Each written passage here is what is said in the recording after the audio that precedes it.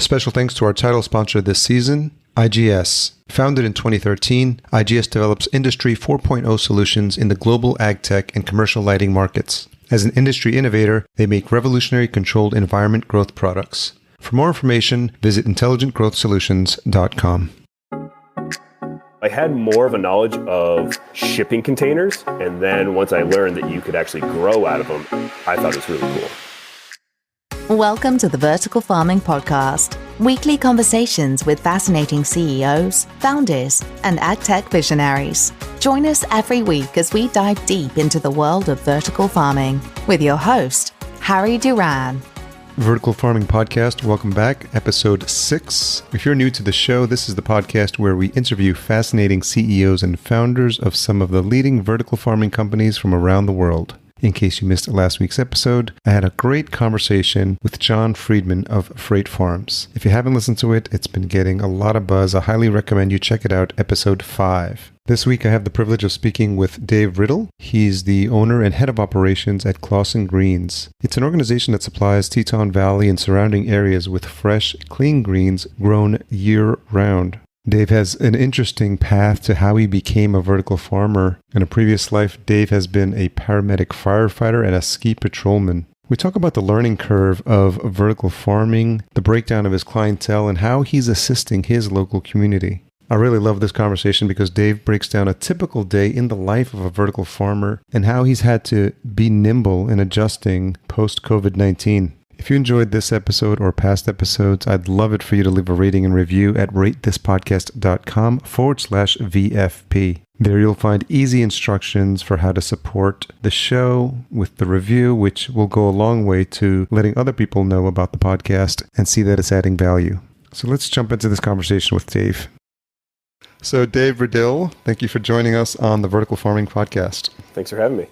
So we had a nice pre-chat about all things vertical farming, how you got into it, and I think what's been helpful for me as I've been recording some of the episodes in this series is just coming at it from a place of natural curiosity, the inspiration, which I've started to mention a couple of times. I was reading Pierre Diamandis' book, Abundance, and there was a chapter on vertical farming, which led me to Dixon Despommiers' book on vertical farming, and then starting to have great conversations with some of the founders of some of these folks in the space, and we were connected to have a chat about what you're doing with Clawson Greens. So for the benefit of the listener, I'm wondering if you could give a little bit of your backstory and how you sort of ended up in the world of vertical farming. Yeah, so it's kind of a long story. I kind of like to think I made a lot of good mistakes over years that kind of led me to this. And I've had many, many jobs over the years, and kind of farming, gardening has always been kind of this little hobby. I studied communication and forest recreation management up at the University of Maine. So I really got into the outdoors and became a trail builder, and then moved out west here to Idaho almost 13 years ago. And I started as a ski patroller. So that's kind of my background, was doing medical work, avalanche control work, and skiing and playing out in the mountains. And it was, here in Teton Valley, Idaho, we're right on the Wyoming border. And it's incredibly harsh winters, and they just last forever. And so we have a really harsh growing climate here. We have about 80, 85 days of actual growing. And so it's, here it's a traditional conservative farming ag community. But, for the most part, it's barley, it's beer farms, it's, hay, alfalfa, and potatoes. And that's pretty much all you can grow out here because it's just, it snows 8-9 months out of the year. So there's always been this kind of, thought of trying to figure out a way to, get food in and out of this community a little easier and be able to grow a larger variety of crops. And it was about 5-6 years ago, I went into work for my neighbors here who owned a small ranch in the Sierras. And that was my first time traveling through Central Valley, California. And I knew this is where, the majority, about 90% of our food came from. And they were at the end of about a 4, maybe even 5-year drought at that point. And everything that I could see was just lush and green. But then I realized that was only where it was being irrigated. Everything else was just brown all around. The streams were dry. The rivers just had these tiny little, flow. And that's when I realized, like, wait a second, this is where all of our food comes from. There's no water here. Our food system is already broken.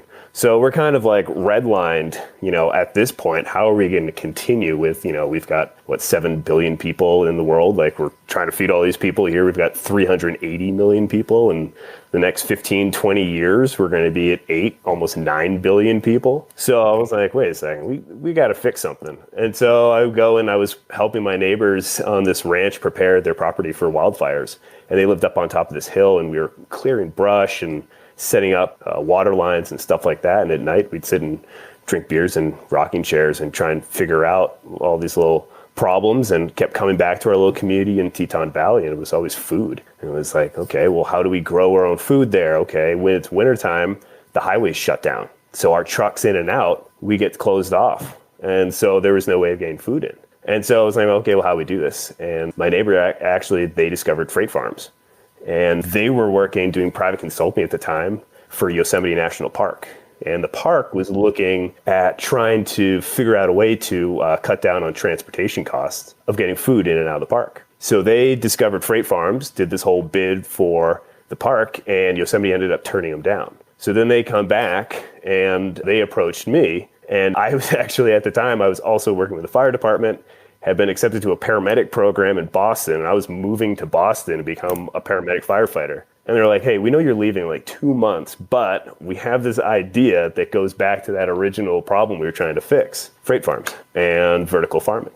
And so that's, kind of how I got into it. And long story short, I am not a paramedic firefighter. I'm a vertical farmer. So many fascinating parts about that I feel like I want to dive deep into what goes into being ski patrol. Yeah, I'm happy to talk about that. I still do it. Yeah. So I was a full-time professional for about 9 years. And then for the next 3 years, I still do it kind of part-time. Yeah. It seems to be a thread, because you mentioned the ski patrol, you mentioned the fire department and paramedic. It seems like you have just a general love for the outdoors and having a job that is necessary for you to be outdoors.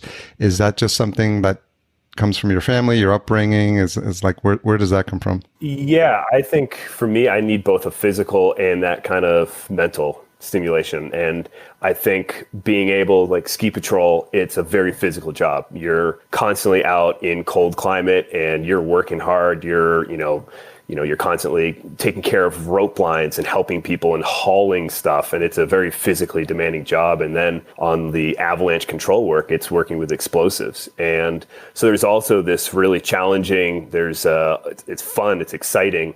And then you go from, skiing to the next second, you get a call and there's somebody that needs CPR. And you have to immediately just transition. And then you go into that mental medical side. And it's also that kind of problem solving. And then an hour or two later, that's over with. And then you go right back to, figuring out these projects and, doing that kind of work. So it's very similar with the fire department. You're doing about 80% of the fire department is medical calls, and it just keeps increasing these days. And so it's that physical side and also the mental challenge, which is why, also this farm is that it is very physical, but also it's kind of science, and it's, just problem solving. So talk to me about early days when you were approached with this. How much did you know about the industry? How much did you know about the technologies that were available? And, how much of the learning did you have to do to get acquainted with what you were potentially going to set out to do?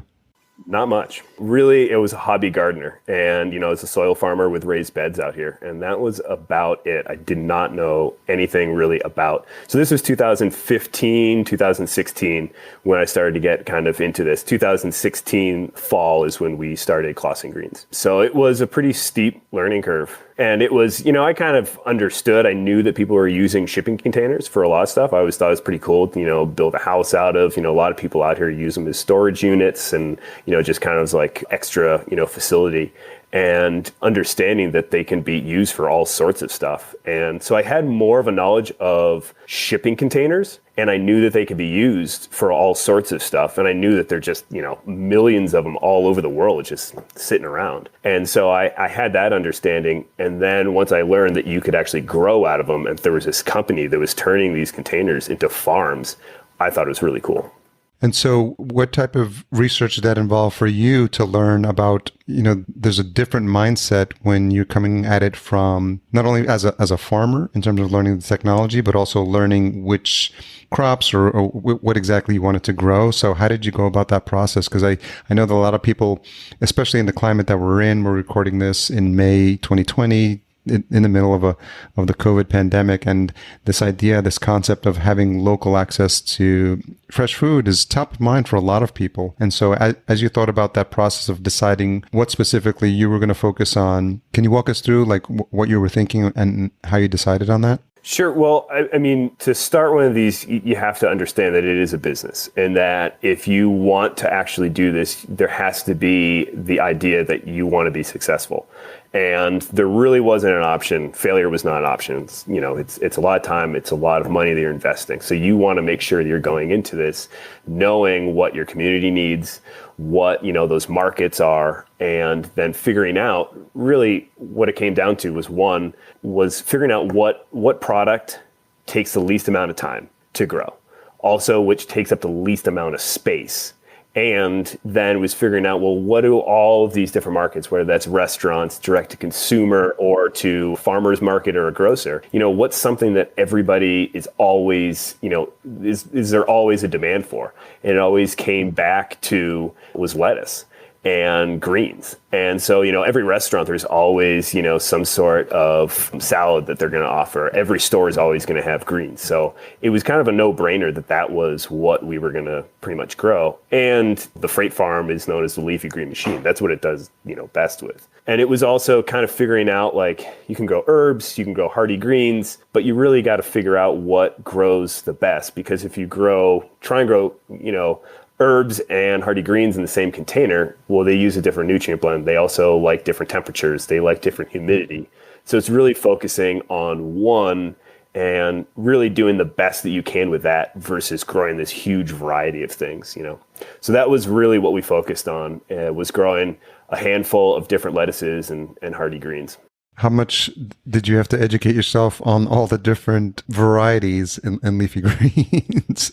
It was, Freight Farms was pretty good at kind of pointing you in that direction. But it was, going to the grocery store. We've all been to the grocery stores. We know what they're serving. And I knew I didn't want to sell that. I wanted to sell something totally different. And that was the cool thing. It was that, you're able to go with like a seed catalog to the restaurants. And the chefs can look at this catalog and say, whoa, that looks great. It's like, okay, I can grow that for you.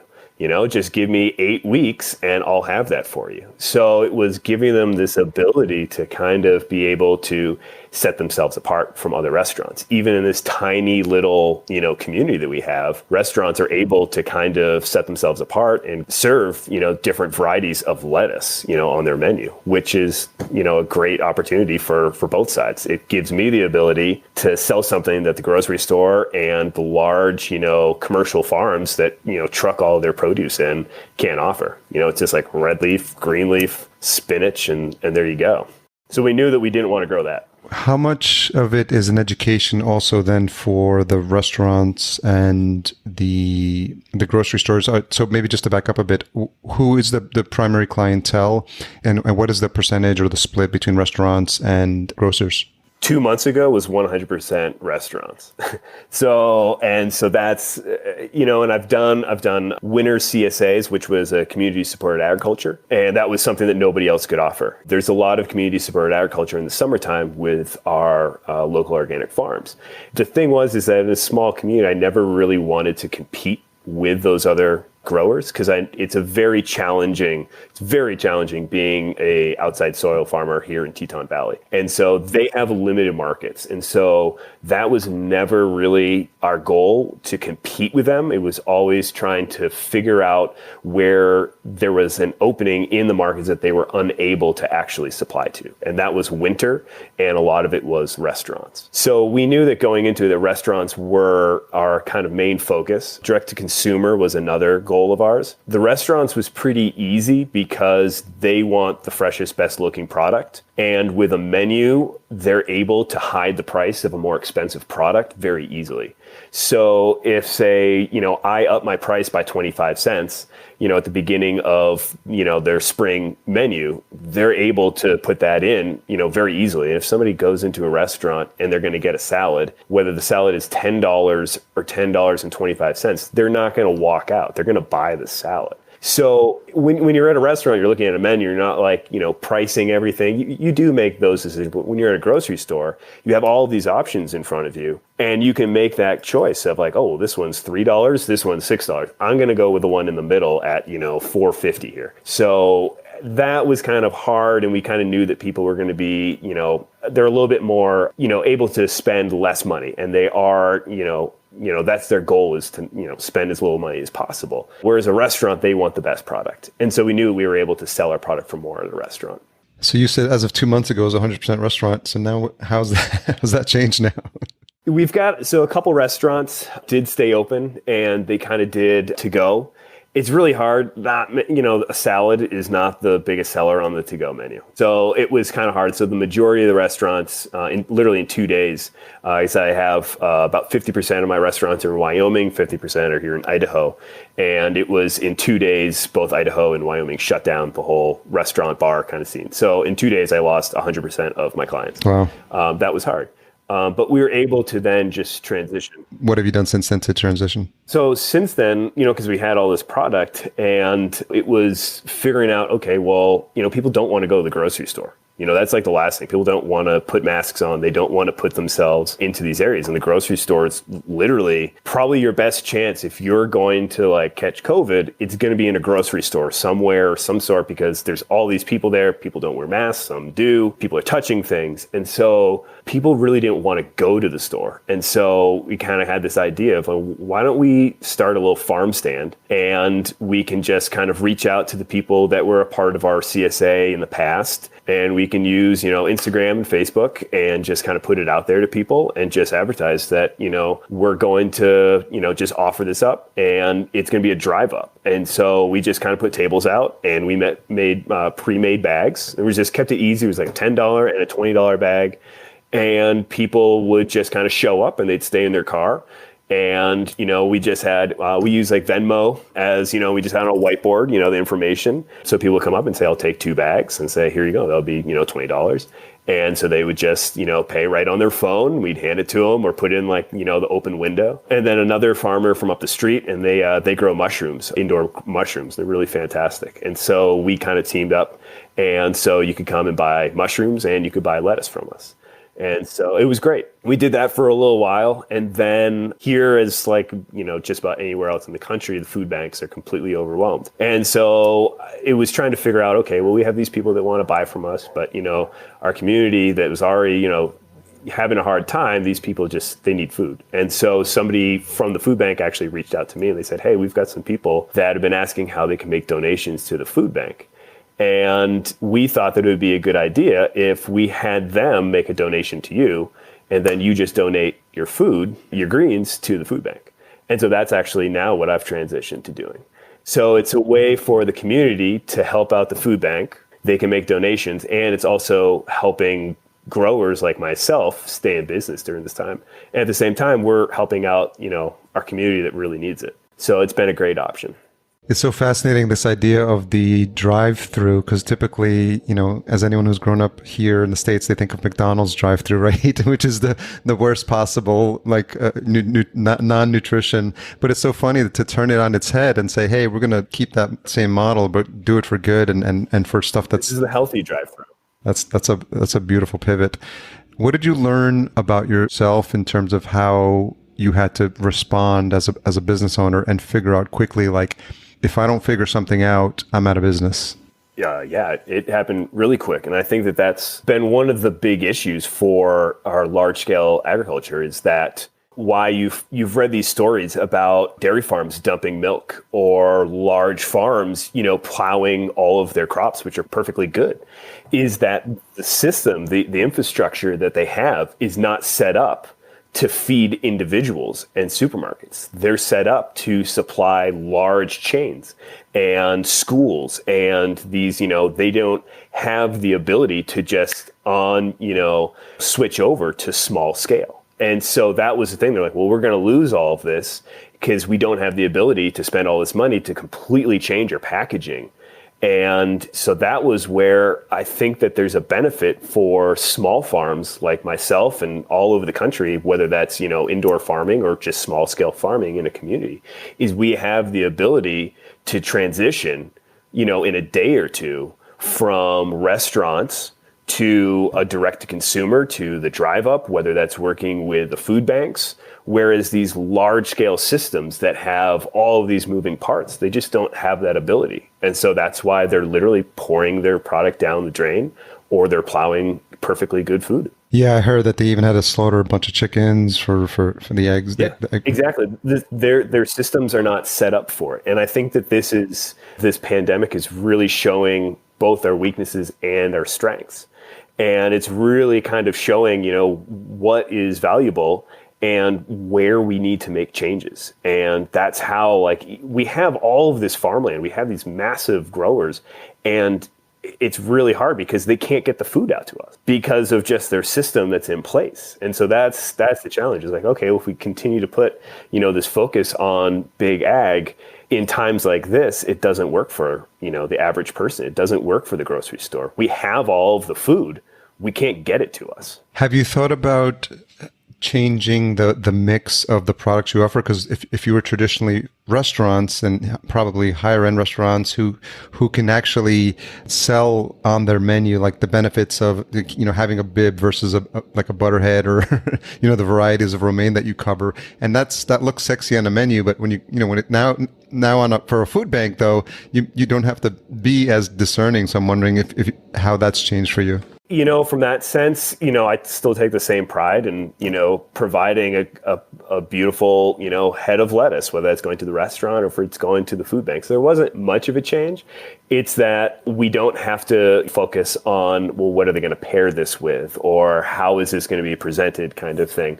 And that was with a lot of we did specialty greens, which was wasabi arugula and red vein sorrel or rainbow Swiss chard, things like that. And, we just gave it right to the food bank. And it was kind of if you've never had wasabi arugula and you get it in this package and you take a bite of it, it's, where did that come from? Whereas at a restaurant, they would have this, elaborate kind of write up on exactly what the flavor, contrast will be with this. So there wasn't that kind of focus for us. It was just kind of get the food out to them.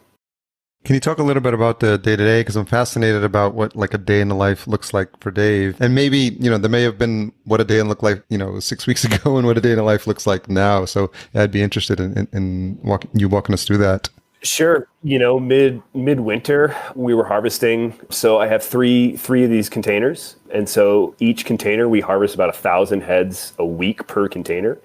So on a good week, we're, 2,500 to 3,000 heads of lettuce a week. And it just snows constantly. So it starts very early in the morning of going out and doing snow removal, of plowing and snow blowing and shoveling so that I can get my employees in and I can get my van out. And so there's just all these challenges. And then it's, okay, we need water. All right, I need to set up the heated hoses. I need to get all of this going. And so just to start the day, it's get a quick breakfast, up probably 5:36, get going, coffee, out the door, start working, and then get people in by about 7:30, 8 o'clock. And then we're just harvesting and getting all of, the restaurants lined up, exactly what restaurant needs what. And it's nice because I can just, I can just build a real quick spreadsheet and say, this restaurant wants this, and just put it out on the board, and they come in, they can just look and see, okay, this restaurant's getting this restaurant gets this, and they put them in the bags. The biggest challenge between winter and summer is driving. And so I have some large restaurants in Wyoming. Well, the thing is that we have Teton Pass separates Idaho and Wyoming, which goes up to about 8,400 feet. It averages about 400 inches of snow a year. It's one of the more challenging stretches of road in the country, and that is my delivery route. And it's constantly getting closed because of avalanches that come across the road. So sometimes the highway is just totally shut down. So I've then got to figure out, I have this drive around that adds about 4 hours to my delivery. It's tough when you're sitting on like $1,000 worth of greens in your van and you're sitting and they just close the highway. You're like, well, I don't have an option. I've got to, again, back to that, there's no failure here. We got to figure out a way. It's driving. So some days, are really long. Other days, not so bad. So that was kind of through the winter. And then with, COVID hit, and there was kind of this really interesting time of, well, what does that mean? And it was, okay, well, what restaurants are going to stay open? Who's going to close? And then all of a sudden the states just came down and said, we're closing. It literally overnight, it kind of changed everything for us. And so then it just kind of went to figuring out, well, we've got all this, produce. What do we do with it? Who needs it? How can we get it out? And that was, well, we've got neighbors here. We've got people that want to help. Let's do this. Let's just make a couple posts and a few emails, and boom, we were in business. So that was nice.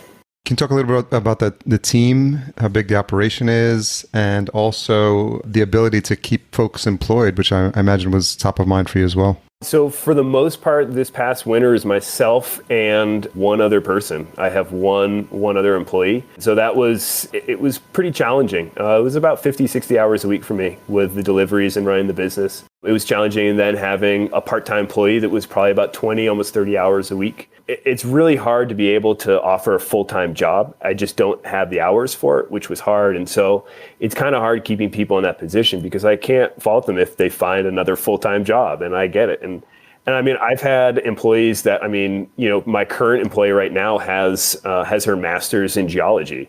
And it's like, well, what exactly, are you going to do? And she works on this farm and she works on another farm. And so we have, people from brewers to, geologists to a former director of a hospital.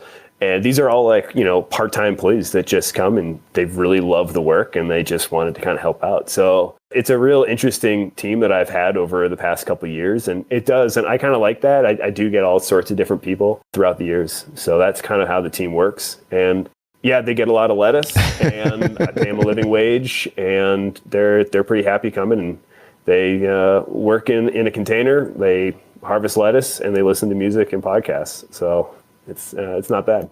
How did you think about the placement? Because you said you have 3 containers. Are they all geographically located in the same place, or was there an idea of how to place them strategically closer to where they're needed? They're all in my backyard.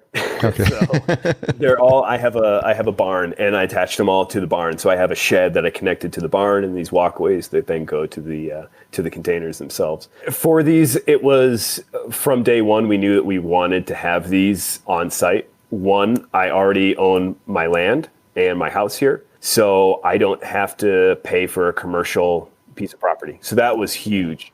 And I know that is a challenge for a lot of people, especially in an urban environment, is that people don't have the ability to just put these things right in their backyard and have the infrastructure already set up. I was able, went out and rented an excavator and did a bunch of land work and, dug water lines and trenched out for electrical, and was able to do all that on my own, where I know a lot of people that live in a city, they don't have that ability, and they just have to use the land that they can find, and they've got to pay a lot of money for that. So yeah, from the beginning, we knew that we wanted to start with one container, and that it was always going to grow to, multiple containers. That was always the plan. And do you distribute the varieties evenly across the 3 containers, or do you have like one container specifically for one variety? We're geeking out on the specifics of it, but it's really fascinating. Yeah, well, it's the ability. So the concept I had from day one was to kind of make our own spring mix. And that's what people want when they have, a salad restaurant, to kind of give them these options. And so I knew that I wanted to be able to, every time I'm harvesting, I'm bringing people 4, 5, 6 types of lettuce, and they can then choose and make their own mix. So one of the containers, I might have more of one thing, or I might use that as like, I'm going to grow a lot of rainbow Swiss chard because it takes up more room. So I'm just going to use this one. But I really try and spread everything out. So at any given time, I can always access every variety of crop that I'm growing. So I always have that ability. There's always, if somebody wants more of something, I always have that. And that was kind of the ability. It's also that idea of customization for the chefs and the restaurants, is that they always have something that they wanted. And there's also been a lot of kind of playing with different things and figuring out what germinates the best. And that was the other thing, is that a lot of times, a chef would be like, I really want this. And I'd try it. And it might look okay. It could taste like crap. It just doesn't work. Yeah. It doesn't like, the humidity. And so there's a lot of trial and error. Over time, what I've really kind of narrowed it down to about 8 or 9 lettuces that work every single time. Their germination is like 98% and higher. And it's just easy, and I just know. And it's also cost of seeds. So it's figuring out your cost of seeds, your germination rates, and what the restaurant is going to want every single time.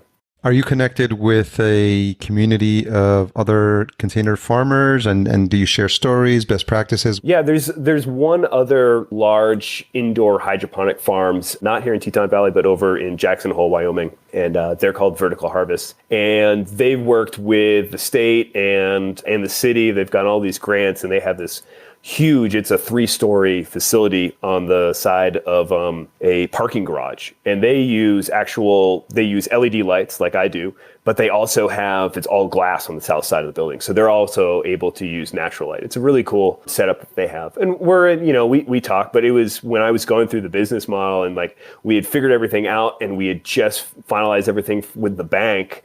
And I literally had made the purchase with Freight Farms. A friend of mine sent me an article about vertical harvest. And like, isn't this what you're doing? I was like, oh man, like there goes the business. But the thing is that they're very limited. They can grow a lot, but there's just so many restaurants. There's so much demand that immediately we realize that that's not our competition. And, they're just, they're kind of in the same boat as us. So it's, what's good for us is good for them.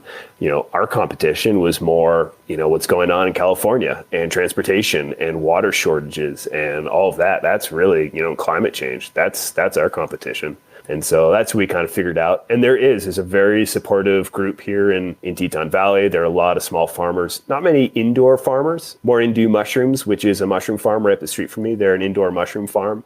And, we were the ones who started, our little drive-through farm stand. We sell to a lot of the same restaurants. A lot of times if I pick up a new restaurant, I'd say, hey, if you want great mushrooms, I know a person, it's right up the street and they love it. And so we, help each other out. And so it's been great. That's great.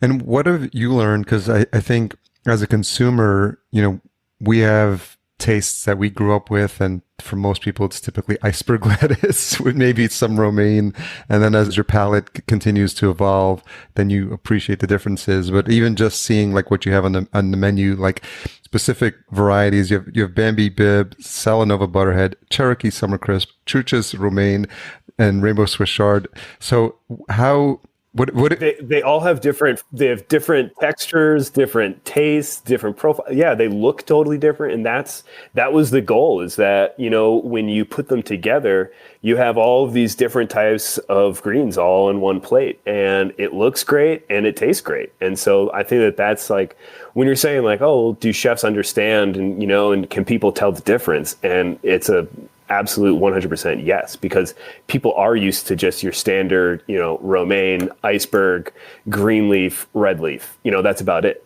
And then when you look at, these Salanovas that look like absolutely nothing, they're like, what is this? And you taste it, it's like, wow, that tastes fantastic. And it's like, yeah, well, that was because it was grown and harvested literally today and then was put on your plate. It didn't take 10 days to get to that restaurant or to get to, your table. And so, yeah, that was kind of the ability when you're just looking at it. And it's a selling point for both me and it's a selling point for the restaurant because they're able to put that on their menu. And that's one of their biggest selling points. So this current wave that we're in is not going to continue forever. And there is some point where we see that some sense of, I don't know that there's ever going to be a normal. We're probably in what we consider a new normal. So I'm wondering, as you think about marketing, if you could talk a little about that, you had a marketing plan in place and how you were offering up the services and educating restaurants. And so can you talk about what you are planning to do from a marketing perspective as places start to open up to ensure that you get the word out about Clawson?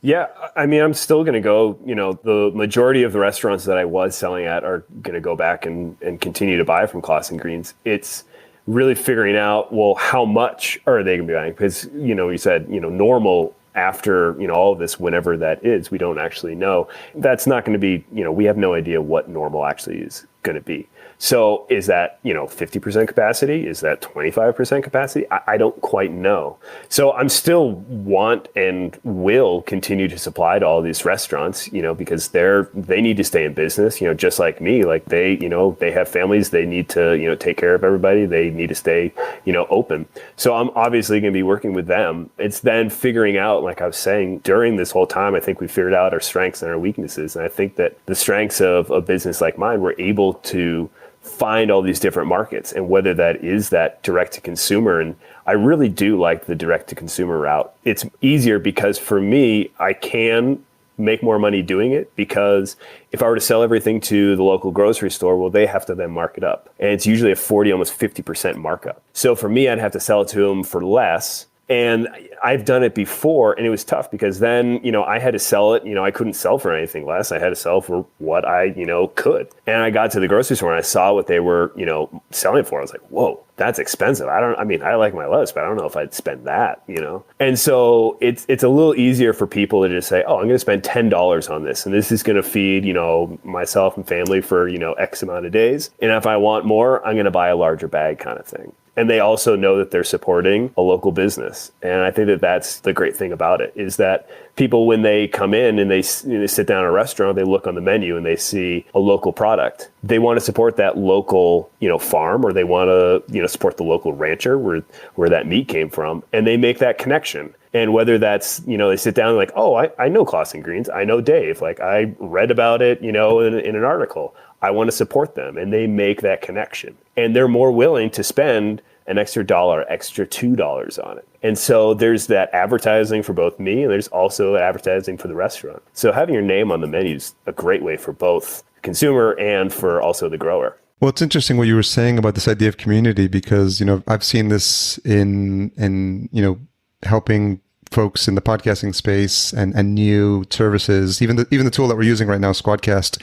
I've been helping. I'm an advisor to the company, and what I told the guys early on is like, people buy from other people, so the sooner they can establish like a face recognition or name recognition, because to your point, it's Dave from Clawson Greens that they have a relationship with, and I think it goes a long way towards showing that you are a member of the community. You're not a faceless entity. And when people buy from you, there's this sense that they're supporting a local cause as well. So I feel like that goes a long way to deepening the relationships you're having with your customers. Yeah, absolutely. I mean, a restaurant doesn't put, on their menu, Cisco salad or a US Foods steak, there's no point. Like, nobody's going to make a connection. They don't know who Mr. Cisco is.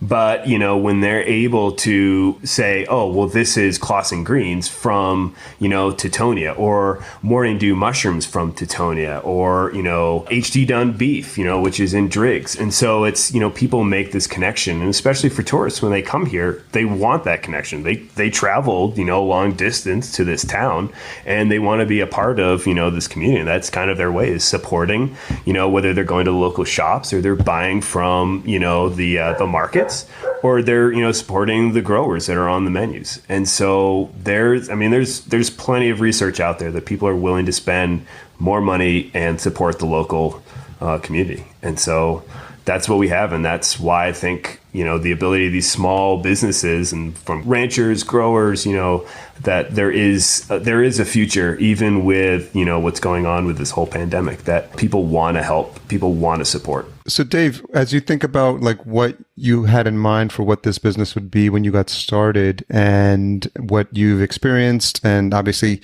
even how you've had to shift, what have you learned about yourself that maybe you didn't know coming in would be something that would be a change for you? Sure. I think I kind of have always, I've loved the education side, and whether that was, ski patrolling, there's always this element of education, because there's a lot of times that people would come, from, all over the country or world, and they come into these mountains, and it is pretty daunting. And they're kind of looking around, eyes wide open, of like, whoa, what did I get myself into? And you've got to be able to kind kind of communicate with people and kind of let them know like what's going on, where, why they're here, what this is all about, and how to be safe. And so I think that I've been able to also kind of bring that education into, growing.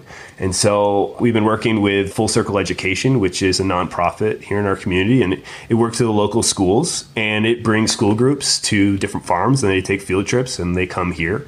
And it's, people, or, these kids, these 4th, 5th, 6th graders, they come here. And for some kids, that just don't understand where food comes from. And a lot of people still think your food just comes from the grocery store. And they don't have that, connection of, oh, there's actually farmers. Oh, there's people that, grow this food. Then it goes to the grocery store. And the cool thing is that, it's not this traditional where, oh, your farmer is this old guy in overalls. And it's that there's, young people like myself that have all sorts of different backgrounds, and we're using technology. And I think that's really one of the cool things, is that getting into this, I knew that there was going to constantly be these advances. And that was the exciting thing about it, is that on day one versus, 5 years down the road, there's so many other options that container farms, urban farming, hydroponic farming, all of these different options are going to be able to kind of change as needs change, whether that's, land space that we just don't have anymore, or water, and we have less things available to us. We have to make more with less. And I think that that's what's great about what I'm doing, and being able to educate that to younger people and have that kind of, grow up. And so they understand that there's a difference and that there are other options. And kids love technology as well. And when you open up one of these containers and all the lights are on, it's still cool 4 or 5 years later that I've been doing this. I'm still in awe when I go in. I'm like, wow, this is what I do. This is impressive.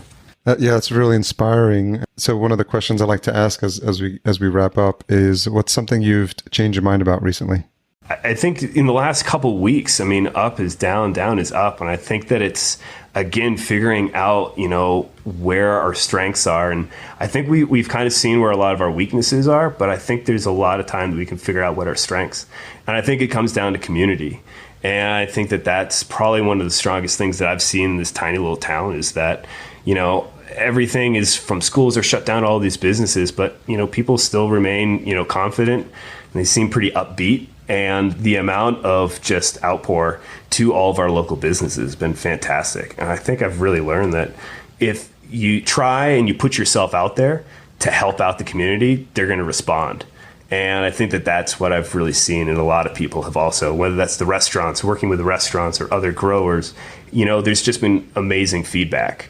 And I'm confident that kind of moving forward, that this isn't just going to go away. There's still going to be this connection that people just don't kind of give up on, and because we don't quite know what normal is going to be like in, months from now, or 6 or, a year from now. But I think as we continue to make connections and kind of put yourself out there, and, just be a face, whether that's, being a farmer or being an artist or whatever that be, people are going to respond to it.